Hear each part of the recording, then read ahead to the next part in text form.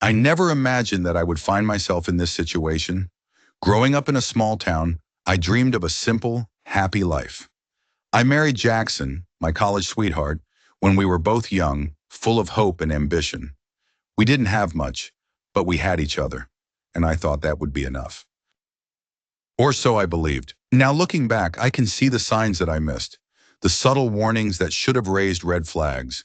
But at the time, I couldn't have imagined that our lives, so full of promise, would take the turn they did. We met Mr. Frank, our landlord, when Jackson and I first moved into the small house we rented. It wasn't much, but it was ours. It had a cozy charm, a little garden, and a small backyard that I adored. Jackson and I were both excited about this new chapter, our fresh start. Mr. Frank was an older man, probably in his early 60s. He had a warm, friendly face that seemed to invite conversation, always smiling whenever we crossed paths. He was the type of landlord who made an effort to check in now and then, ensuring everything was going smoothly with the house. I remember the first time he came by to fix a broken fence. He was kind and polite, asking if we needed anything, making small talk about how much the neighborhood had changed over the years. At the time, I thought nothing of it. He was just a nice older man. But soon, things began to shift.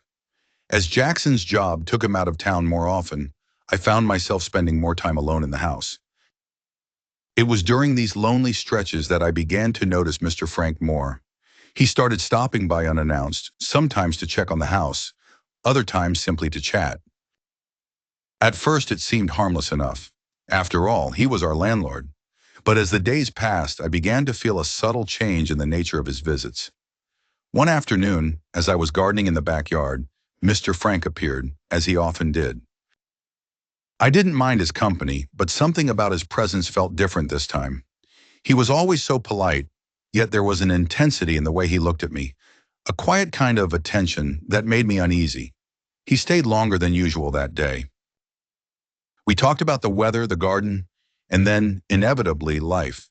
It was during that conversation that I began to sense a shift in the air. "Are you happy here?" he asked, his gaze lingering on me in a way that felt too personal. The question caught me off guard, and for a moment I didn't know how to respond. Of course, I was happy with Jackson, but recently I had started to feel a distance between us, especially with his long hours at work. There were times when I felt alone, even when he was home. But I wasn't ready to admit that to Mr. Frank, not out loud. I smiled awkwardly and nodded, trying to push the thought away, but Mr. Frank didn't let it go. "Sometimes," he said, his voice soft and almost sad, "it's easy to forget how important it is to have someone to talk to really feel like someone is listening." His words hung in the air, and for reasons I couldn't explain, a shiver ran down my spine. I tried to dismiss it as a harmless conversation, but deep down, I felt a growing sense of discomfort. The more Mr. Frank came around, the more I started to notice subtle changes in his behavior. His compliments, once casual, began to carry a weight that I wasn't used to. He'd comment on how nice I looked, how well I maintained the house, how well I took care of myself. At first I told myself he was just being kind, but soon it felt like he was paying attention to things that no one else noticed. One evening, Jackson was away on a business trip. It was a quiet night, and I was curled up on the couch with a book when the doorbell rang. I wasn't expecting anyone, so I hesitated before answering. When I opened the door, there stood Mr. Frank, his smile wide and casual. "I was just in the neighborhood," he said. "Thought I'd stop by and make sure everything was okay." I smiled politely, stepping back to let him in. By then, his unannounced visits had become a regular occurrence, so I didn't think much of it. He walked into the living room, and we began talking, just as we always did. But this time something felt different. There was a weight in the air, a quiet tension that settled between us. His words, though still light, seemed to carry a different meaning now. The way he looked at me, the lingering glances, the careful selection of his words, sent a jolt of unease through me. I tried to brush it off, but deep inside I knew something wasn't right. Something inside me told me I should have seen it earlier, but the truth was I had ignored the signs. The kindness, the compliments, the lingering looks. I had told myself it was nothing, But now I could no longer deny the creeping feeling that something more was unfolding, and I was trapped in a story I didn't know how to escape. I felt a strange tension in the air, an invisible weight that seemed to cling to every word we spoke. There was something about the way he looked at me, something lingering in his gaze, that made me uncomfortable. As we talked, Mr. Frank moved closer to me than usual. The space between us seemed to shrink, and with it, the weight of his presence became heavier, more palpable. I remember laughing awkwardly at something he said, hoping to brush off the discomfort tightening in my chest. I told myself that he was just being friendly, that I was overreacting. But then, as if sensing my unease, Mr. Frank leaned in slightly and placed his hand gently on the arm of the couch. "You know," he said, "it's rare to meet someone like you, someone who really listens." The words seemed innocent enough, but there was something in his tone, something in the way he said them, that made my skin crawl. I wanted to move away, but I didn't. Instead, I laughed nervously, pulling my legs up to my chest, creating some physical distance between us. If nothing else, at least that. Mr. Frank noticed the shift in my posture. For a moment, silence fell between us. He looked at me, his eyes soft, but behind them there was a sharpness that I couldn't ignore. "I didn't mean to make you uncomfortable," he said. "I just wanted you to know that you're appreciated. You're a very special person, Leah." The way he said my name made my breath catch. My heart pounded in my chest. I found myself frozen, unsure of how to respond. The words, the tone, the entire situation, it all felt suffocating, like I was trapped in a moment I couldn't escape. Before I could react, Mr. Frank stood up. "Well, I should let you get back to your evening," he said, smiling again. But this time, there was something strange in the smile. "I just wanted to check in, make sure you're okay." I nodded, my throat dry, and watched as he turned to leave. The door clicked shut behind him, and I let out a breath. I sat there staring at the door for what felt like an eternity, trying to process what had just happened. I had never felt so conflicted in my life. Part of me wanted to tell Jackson about what had been going on with Mr. Frank, but another part of me was too afraid, too ashamed. What if he didn't understand? What if he got angry with me, or worse, doubted me? I didn't want to cause problems between us, didn't want to make him question me, so I kept it to myself. I told myself that I was just imagining things. It was nothing, just small talk. But the more I thought about it, the harder it became to ignore the way Mr. Frank had been making me feel. It wasn't right, and I didn't want to encourage it. Yet I couldn't shake the feeling that there was more to his visits than he was letting on. I had no idea what to do. As the days passed, Mr. Frank's visits became more frequent. Each time he came by, I felt that same unease, that sense of discomfort that I couldn't quite shake. I tried to brush it off, but it was becoming harder and harder to ignore. There was something about him, something in the way he looked at me, that made my pulse quicken. I knew I had to be careful. I knew that I couldn't let things get out of hand, but deep down I could feel something changing. I just didn't know yet how deep it would go. Days turned into weeks, and the tension between Mr. Frank and me only grew. I still hadn't told Jackson about the strange interactions with our landlord. Part of me feared that Jackson wouldn't understand, or worse, that he'd get upset with me. After all, wasn't I just being friendly? Wasn't it just small talk? Nothing more? That's what I told myself each time Mr. Frank showed up unannounced. I tried to brush off my growing unease, but the unease wasn't something I could ignore anymore. I couldn't stop thinking about the way Mr. Frank had looked at me, the way his hand had touched the armrest of the couch during that one visit.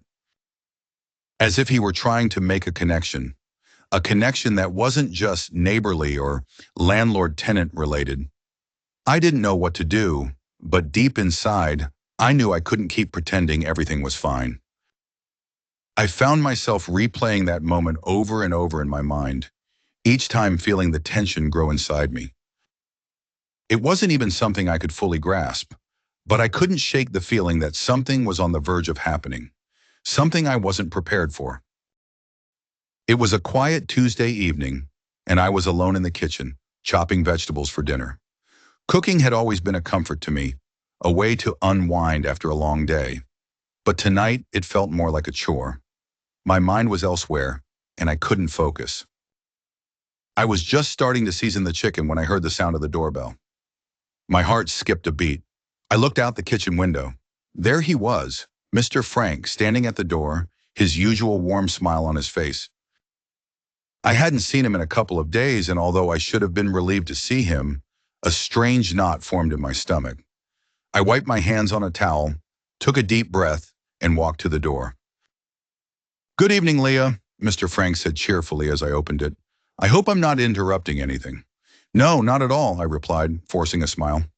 I stepped aside to let him in, and he walked into the house without hesitation. He glanced around, his eyes briefly settling on the kitchen, where I had been preparing dinner. "Smells wonderful in here," he commented, his gaze lingering on the meal I was making. "You're quite the cook." I nodded politely, not sure how to respond. "It's just something simple for dinner. Nothing special," I said, trying to downplay it.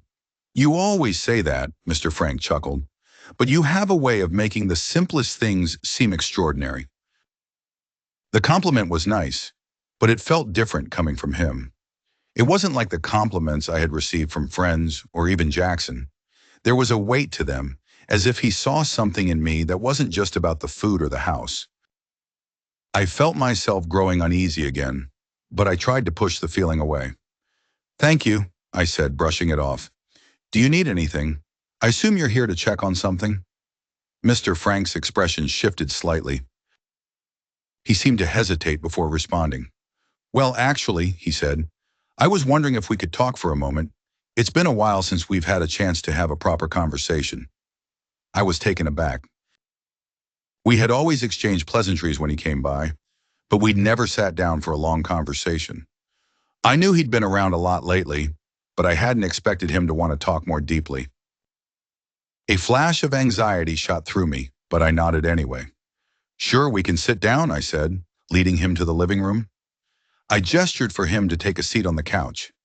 I sat across from him, in the chair I usually sat in when Jackson and I watched TV. There was an awkward silence before Mr. Frank spoke again, his tone more serious than I had ever heard it before. "You know," he began slowly, "I've been thinking a lot about life recently, about how things change over time. It's easy to get caught up in the day-to-day, to lose sight of what really matters." I wasn't sure where he was going with this. "I know what you mean," I said cautiously. "Life can get busy, and sometimes it's hard to keep track of what's important." Mr. Frank nodded, his eyes locking onto mine. "Exactly. But it's also important to remember that sometimes we need to take a step back and make sure we're truly living, not just going through the motions." There was something in his words that made me feel uneasy, but I didn't know how to respond. I had no idea what he was implying, and I wasn't sure I wanted to know. "Leah," he said softly, leaning forward just slightly. "I don't know how to explain this, but I've felt a connection with you ever since I met you. A special connection that I haven't been able to ignore. I can't tell you how many times I've thought about our conversations, the way you carry yourself. You're a remarkable woman, and it's hard to put into words just how much I admire you." My breath caught in my throat. His words were kind, but they felt like a confession. Something about the way he said them made my heart race, but not in a good way. The words felt like a weight pressing down on me, and I suddenly wanted to distance myself from him, to escape the intensity of the moment. I was frozen, unsure of how to respond. My mind raced, trying to make sense of what was happening. I couldn't find the right words to say. I wanted to say something to push him away, to end this conversation, but all I could do was sit there, feeling the weight of his gaze and the growing unease in my chest. I suddenly felt trapped, unsure of how to react. My mind raced, desperately searching for something to say, anything to diffuse the tension that had become suffocating in the room. I opened my mouth, but my voice barely rose above a whisper. I, I don't know what to say," I murmured, the weight of his words pressing on my chest. "I appreciate the compliment, Mr. Frank, but I'm married. I have a husband who I love very much. He didn't seem fazed by my words. Instead, he leaned back in his chair, his gaze intense as he studied me, his expression unreadable. I understand, he said quietly, his voice almost apologetic.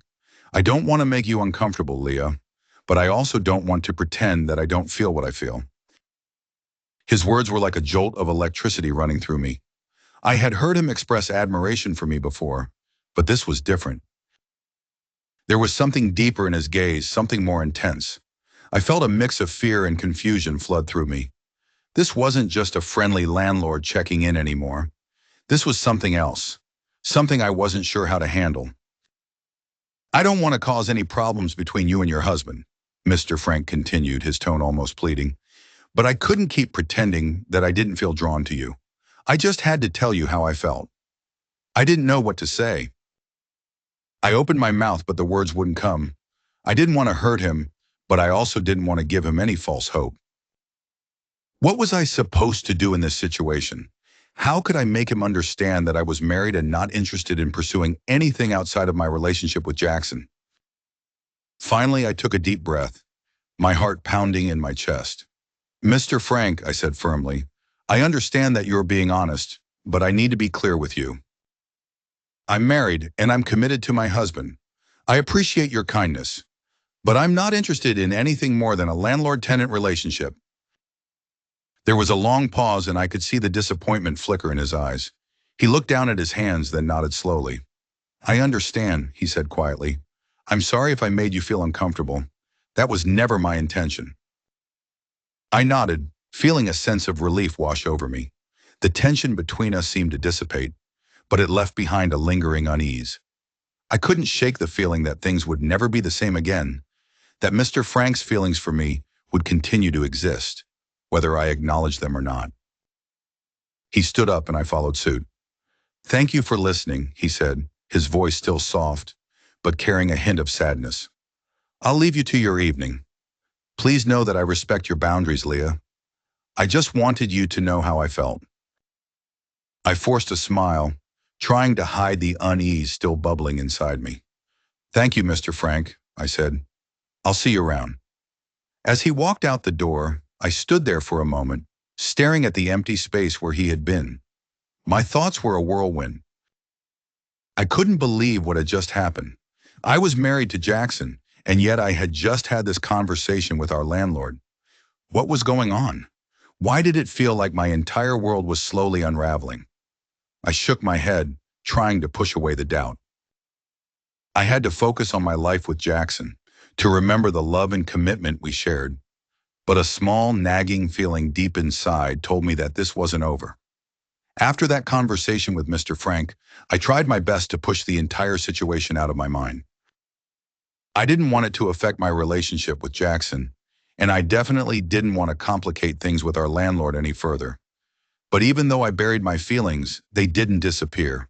The guilt and confusion lingered, and I found myself constantly second-guessing the interaction. A few days later, Mr. Frank showed up unexpectedly again.